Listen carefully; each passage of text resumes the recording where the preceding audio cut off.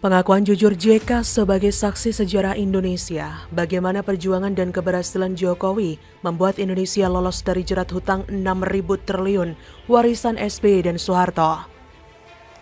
Tahun ini Memang sedikit baik setelah ada tax amnesty, ada tebusan 93 triliun. Tapi utang ini kan akumulasi selama puluhan tahun. kalau perlu kebijakan perpu ya perpu saya keluarkan. Kalau perlu perpres saya keluarkan. Kalau saudara-saudara punya peraturan menteri keuangan keluarkan untuk menangani negara, tanggung jawab kita kepada 267 juta rakyat kita. Apakah pemerintah serius, Pak Jokowi? Saya termasuk bahagian dari pemerintahan yang lalu dengan Pak Jokowi. Saya tidak pernah melihat presiden yang seserius itu untuk melihat rakyatnya. Dikutip dari tweet Twitter Toto Kartaraharja @Kartaraharja, akhirnya mengaku juga. Teman-teman, bacalah pengakuan seorang JK berikut sebagai saksi sejarah Indonesia. Pengakuan jujur JK terhadap keberhasilan Jokowi dalam mengelola negara sehingga Indonesia perlahan lolos dari beban utang peninggalan era SBY dan Soeharto yang telah membuat Indonesia harus menanggung utang hingga 6.000 triliun dengan dalih subsidi yang hanya memperkaya dirinya sendiri dan konco-konconya. Silahkan Anda menyimak sampai selesai agar kita paham mengapa kini Indonesia perlahan menjadi negara hebat di Asia dalam kurun waktu yang tidak terlalu lama di era Joko Widodo. Perjuangan moral Jokowi bagi Indonesia. Kala itu, mantan Wakil Presiden Republik Indonesia, Yusuf Kala, dalam sambutannya di acara Simposium Ekonomi di MPR Senayan, mengatakan bahwa ada dua kebijakan keliru yang dilakukan pemerintah era Soeharto dan SBY sehingga menghabiskan anggaran 6.000 triliun rupiah. Kebijakan itu menjadi salah satu penyebab ketertinggalan Indonesia dari negara-negara tetangga. Satu kebijakan era Soeharto dan satu lagi era SBY. Selama 32 tahun Soeharto berkuasa, tidak ada riak yang berarti untuk menghentikannya. Saat Soeharto jatuh, tatkala fundamental ekonomi yang disimpan rapat bertahun-tahun terbuka lebar oleh aksi George Soros terkuak. Nyatanya 10 tahun kita menyimpan data busuk dan kebohongan. Tidak ada kekuatan ekonomi secara nyata, tidak ada. Soeharto tidak punya rencana hebat untuk membuat Indonesia hebat dalam sektor ekonomi, kecuali hanya menggali lubang sedalam-dalamnya melalui hutang tanpa rencana real untuk mengubah Indonesia menjadi lebih baik. Dari jumlah hutang yang digali Soeharto, hanya 30% yang digunakan untuk membangun Indonesia. Selebihnya habis dikorupsi oleh mereka yang menopangnya menjadi penguasa selama 32 tahun.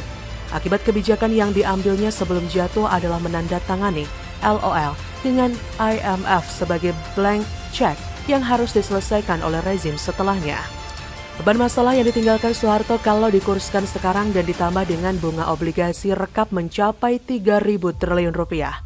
Era Habibie, Gus Dur, dan Megawati merupakan era tersulit bagi kita untuk berdamai dengan kenyataan. Indonesia dinyatakan sebagai negara insolven. Semua financial resource tertutup, pemasukan lebih kecil daripada pengeluaran.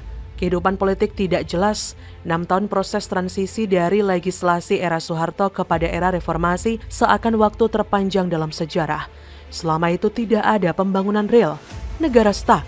Namun, akhirnya Indonesia bisa keluar dari proses transisi itu dengan terpilihnya SBY sebagai presiden secara demokrasi langsung. Harapan dipagut dan masa depan disongsong dengan ceria. Tapi apa yang terjadi? Selama 10 tahun SBY berkuasa untuk mempertahankan kekuasaannya, dia membakar uang sebesar 3.000 triliun untuk subsidi. Periode 2004 hingga 2014, subsidi energi rata-rata memiliki porsi sebesar 21% dari APBN, mengalami porsi terbesar pada tahun 2008 yang mencapai 28%. Di dalam subsidi energi, alokasi subsidi BBM adalah yang terbesar dengan mencaplok 80% dari seluruh subsidi energi dan menciptakan mega skandal dengan korupsi tak terbilang jumlahnya. Andaikan uang sebanyak itu SBY gunakan untuk membangun jalan tol, maka kita sudah punya jalan tol Trans Sumatera dan Trans Jawa, juga kereta cepat Jakarta-Surabaya, dan puluhan kawasan industri berskala internasional, puluhan bendungan dan irigasi untuk ketahanan pangan, bahkan setiap kota besar sudah punya MRT. SBY hanya bekerja membuat rencana dan membuang uang untuk ongkos politik agar kekuasaannya stabil selama 2 periode. Era Soeharto kita abaikan karena salah memilih pemimpin dan takdir kita berhasil mengubah tatanan politik yang diktator menjadi demokrasi. Tetapi setelah demokrasi, kita justru melahirkan gerombolan maling yang menjerah lebih dahsyat daripada 32 tahun Soeharto berkuasa. Selama itu tidak ada gerakan agama yang hebat yang hendak menggulingkan Soeharto atau SBY. Tak ada demo berjilid-jilid hendak menjatuhkannya. Mengapa? Karena para tokoh agama maupun politik mendapat berkah uang dan konsesi bisnis dari politik lendir tebar uang oleh penguasa. Era Jokowi, seorang yang bukan elit politik di tubuh partai, bukan jenderal berkaliber nasional, bukan konglomerat kaya dari bisnis rente, bukan pula tokoh budayawan atau agama yang selebritis. Dia muncul ke panggung politik karena kehendak Tuhan. Tak ada satupun kekuatan yang menghentikannya ketika si tukang kayu kerempeng itu masuk ke istana negara. Inilah takdir Indonesia dan Tuhan berbuat sesukanya. Ketika Jokowi berkuasa, subsidi yang memanjakan rakyat dihentikan.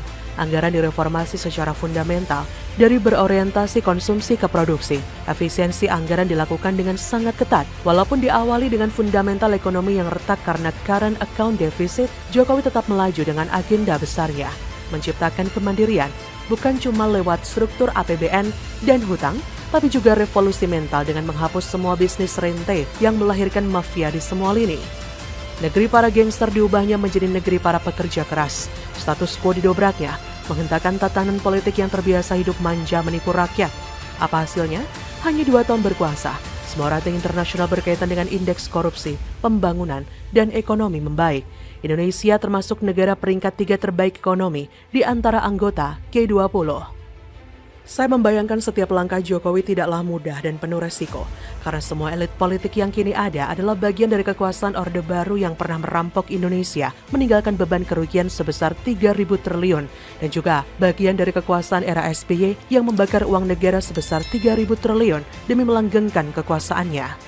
Semua mereka ingin agar si tukang kayu ini dihentikan, karena Jokowi bukan hanya menghancurkan kekuasaan mereka sebagai ladang bisnis mendatangkan harta mereka, tapi juga menjadikan rakyat cerdas berpolitik dan mempermalukan elit politik di mana banyaknya elit politik terancam masuk bui karena aksi OTT KPK. Pesta usai. Dulu Ahok dijadikan pintu gerbang untuk menjatuhkan Jokowi dengan alasan menistakan agama, dan dari keadaan ini Jokowi berhasil keluar dengan selamat. Kini Perpu pembubaran ormas radikal dijadikan alasan untuk menjatuhkannya karena dibilang anti-demokrasi dan anti-Islam. Padahal, tidak ada dalam Perpu itu yang menyebut Islam atau ormas tertentu. Namun oleh para gangster mafia diciptakan semua kegaduhan ini agar pesta kekuasaan kembali marak. Karena itu emosi agama kembali dibenturkan. Andaikan Perpu itu ditolak DPR, maka ketahuilah bahwa agenda menjatuhkan Jokowi memang datang dari segala penjuru mata angin. Apakah Jokowi akan jatuh? Tuhanlah yang berhak menentukan siapa yang pantas berkuasa, dan setiap orang yang berkuasa adalah cobaan bagi rakyat. Usia saya lebih dari 50 tahun. Saya adalah generasi gagal karena tidak bisa berbuat banyak menghentikan Soeharto dan penikmat subsidi BBM era SBY yang membakar uang ribuan triliun. Apa yang saya lakukan sekarang adalah berusaha setiap hari berbuat kebaikan agar negara ini lebih baik melalui tulisan lewat interaksi dengan teman-teman politisi dan aktivis. Saya berusaha menyampaikan pesan moral bahwa bukan sistem yang menjadi masalah, tapi akhlak kita yang buruk.